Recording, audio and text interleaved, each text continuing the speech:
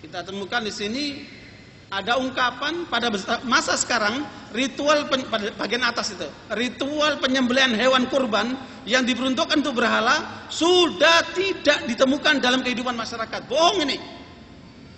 Apa? Enggak ada orang menyembelih sapi atau menyembelih ayam atau menyembelih apalah namanya untuk dukun untuk itu kan berhala semua itu.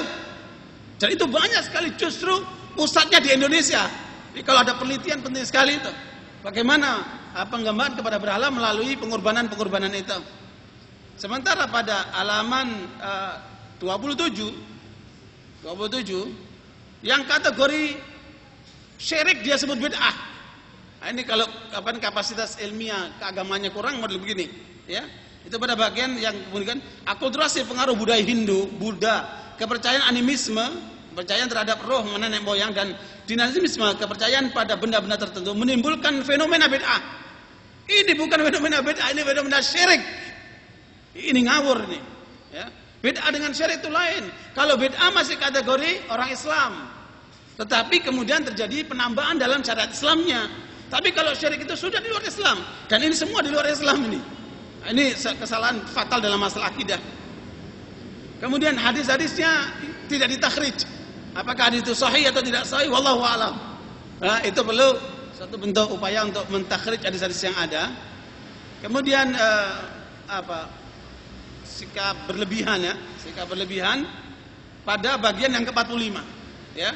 Di sini dia sebutkan orang yang makan pakai sendok, pakai garpu itu adalah tasyabbuh. Ini bukan tasyabbuh, ya.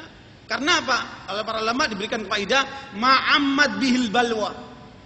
Kalau sudah sesuatu yaitu menimpa seluruh umat Islam, meskipun asalnya dari orang kafir, seperti celana ini kan, celana ini orang kafir maupun Islam semua sama menggunakan, kecuali kalau dasi, itu lebih spesifik untuk mereka kan. Tapi kalau sudah celana ini, seperti makan dengan sendok, itu sudah ma'amad bil balwa. Orang kafir, non kafir semua menggunakan itu, maka tidak dikatakan tasyabbuh. Ini penting sekali supaya tidak hulu, tidak berlebihan. Dan ini tentunya kategori hulu, ya. Meskipun tentunya diutamakan kalau menggunakan tangan dan itu sunnah. Nah sekalian, ini bagian-bagian pokok untuk koreksi terhadap buku ini, yang kemudian perlu ditambah dalam untuk membangkitkan semangat umat bahwa masalah buku ini sebenarnya muaranya pada masalah hadis Nabi SAW. Innallaha thayyibun la yaqbalu illa thayyiban. Ya Allah itu baik, tidak menerima kecuali yang baik.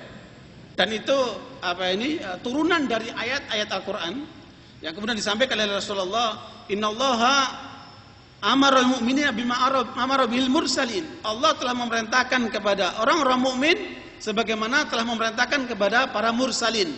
Para mursalin diperintahkan apa? Ya ayyuhar rasul kulu minat thayyibati wa'malu shalihan. Lihat ini, wahai para rasul, makanlah yang baik-baik dan kemudian berbuatlah amal soleh. Artinya sebelum melakukan amal soleh, makan yang baik. Kalau makanannya tidak baik, maka amal solehnya bermasalah. Ini fahaman kita dari ayat ini. Makanya tidak ditemukan seorang nabi pun pernah makan dari sesuatu yang tidak baik. Yang tidak baik ini maksudnya apa? Yang haram.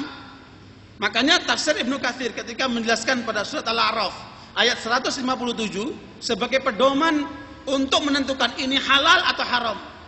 Ya, Allah menyebutkan peranan Nabi, wa yuhillu lahumut thayyibat wa yuharrimu alaihimul khaba'ith.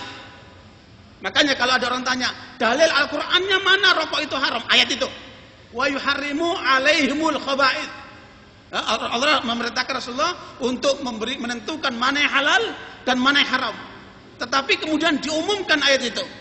Semua yang baik dihalalkan, semua yang buruk diharamkan. Kemudian kita lihat apa pengertian al-khaba'ith. Ternyata jamak daripada khabith.